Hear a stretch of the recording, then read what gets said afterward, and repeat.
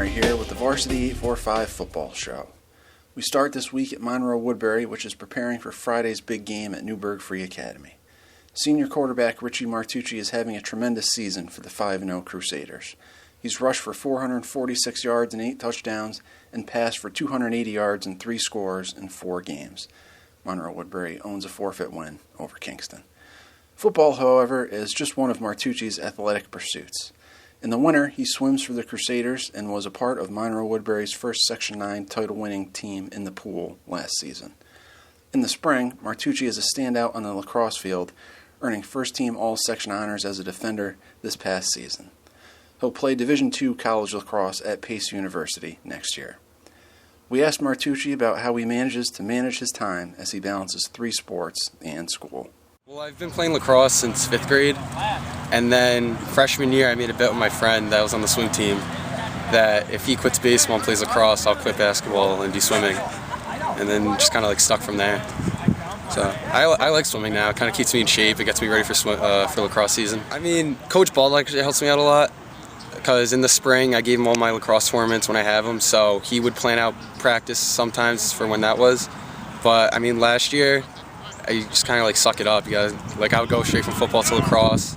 I would miss some days of a lacrosse tournament. I would miss some 7-on-7s. So I just gotta grit and bear with it. 8th grade when I first started playing travel, one of my coaches actually just brought it up to me because since I was little I've always wanted to play football.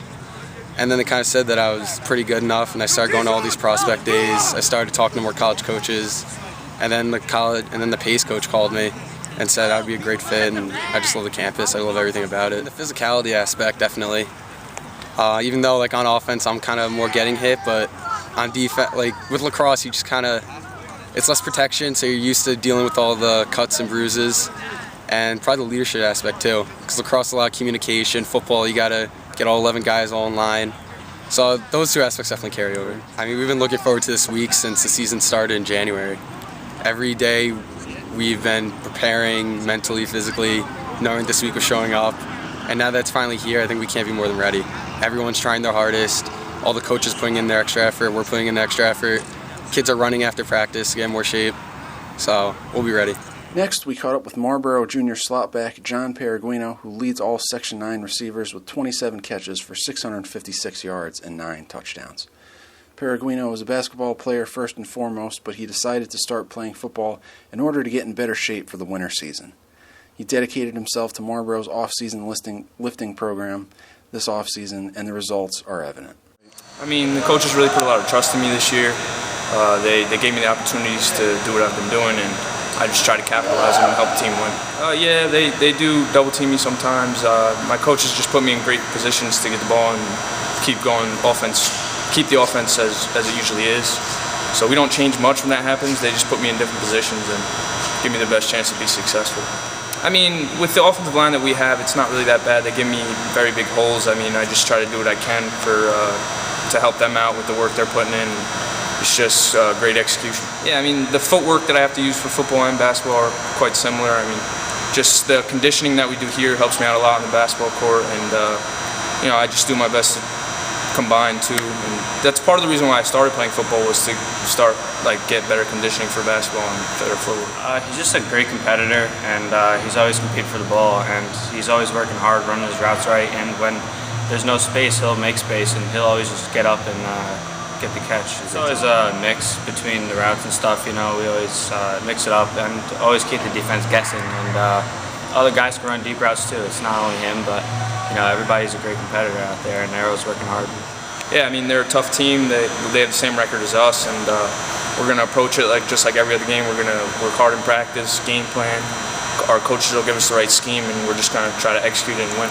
They're going to be a good team. They're going to be physical, they're fast, and I think they're pretty big too. So I think it should be a very good game.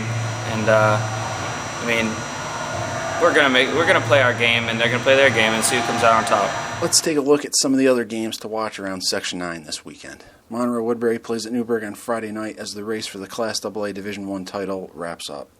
NFA has won 3 state games to improve to 3-2, but how will the Goldbacks fare against a Monroe-Woodbury team that has won each of the last 3 regular season meetings in this series?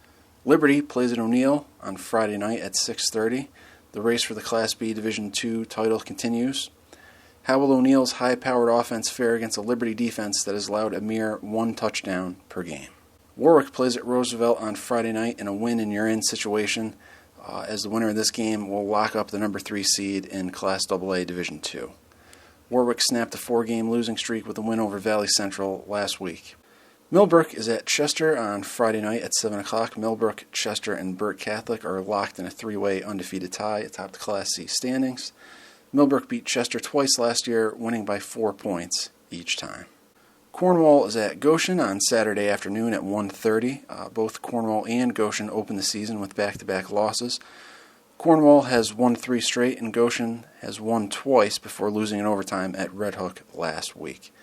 How will this Goshen defense fare against a Cornwall team that has outscored its Class A opponents 120-12? And finally, on Saturday afternoon, Red Hook plays at Saugerties. These two teams met last year in a crossover game at the end of the year. They dubbed it the River Bowl. They're playing again this year, and there's a lot more at stake this time, as Saugerties is undefeated and Red Hook has lost just once. That's it for this week. Thanks for watching. Check back for more high school sports coverage on Varsity845.com.